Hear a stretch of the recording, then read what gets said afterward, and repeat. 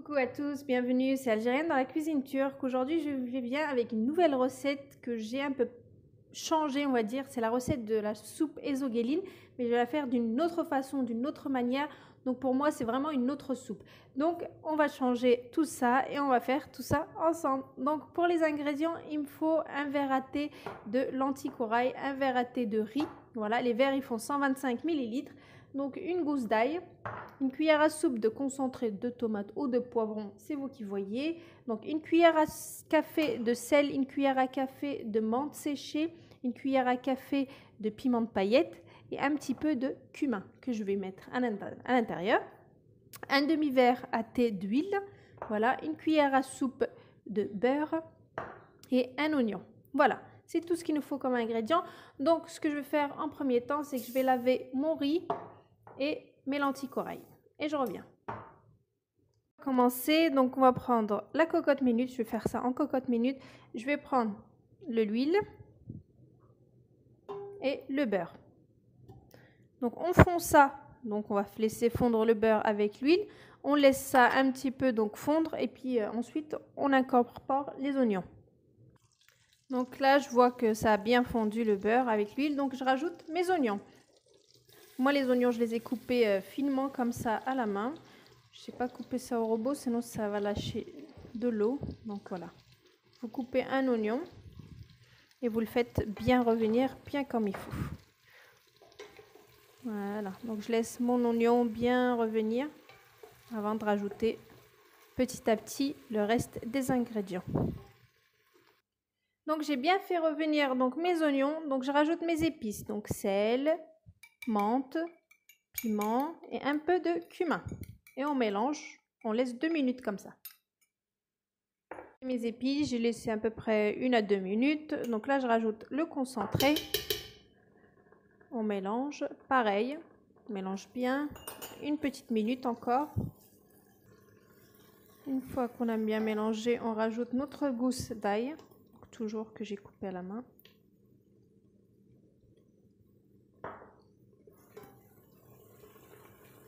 Et ensuite, je rajoute, comme vous pouvez le voir, donc mon riz et mes lentilles corail que j'ai bien rincées. Donc un verre de chaque. Je mélange encore 2-3 minutes. Je rajoute l'eau après. Je ferme ma cocotte. Je vais mettre à peu près 2 litres d'eau. Je ferme la cocotte et je laisse après le sifflement 20 à 25 minutes de cuisson. Alors on mélange toujours bien. Ici donc on rajoute 2 litres d'eau. Alors et de 1 litre et je vais ramener le deuxième litre, donc bien chaud hein. Et 2 litres, donc j'ai mis 2 litres d'eau. Donc là c'est parfait. Donc ce que je vais faire, c'est que je vais fermer ma cocotte minute. Je laisse tourner, donc après le sifflement, donc je l'ai mis en pression, après le sifflement il faut compter 20 à 25 minutes et on arrête la cocotte, on laisse vider l'air, on ouvre et on mixera après. D'accord? Donc là, je vais la mixer. D'habitude, la ezogelin que je fais, je ne la mixe pas. Donc c'est pour ça que je vous dis, c'est toute une autre. Et d'habitude, dans l'autre, je mets du boulgour. Là, j'ai pas mis de boulgour. Voilà.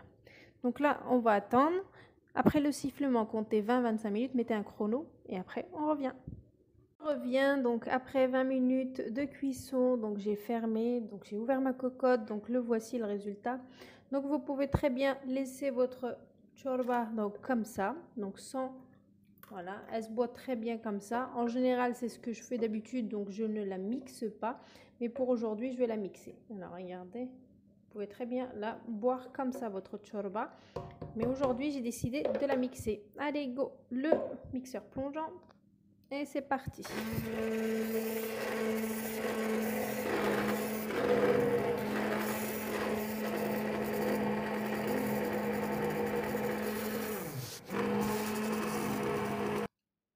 Et voici, donc ma chorba, elle est prête. Donc je l'ai mixée. Regardez. Elles sont super bonnes entre le cumin, la menthe, etc. Franchement, elle a l'air délicieuse. Voilà. C'est top. Donc voilà, donc vous pouvez la garder soit normale, soit la mixer. Mais voilà, si vous voulez des petits morceaux, vous la gardez avec les morceaux. Voilà, donc notre soupe, elle est prête, comme vous pouvez le voir. Donc je l'ai mixée, mais si vous voulez ne pas la mixer, vous pouvez aussi. Super bonne, regardez. Voilà, elle est bien liquide, une vraie soupe bien chaude. Il n'y a rien de mieux pendant le ramadan. Comme ma mère, elle dit, donc on réchauffe les intestins. Donc il faut vraiment voilà, commencer par une bonne soupe. Vraiment, je conseille vraiment pendant le ramadan. Voilà.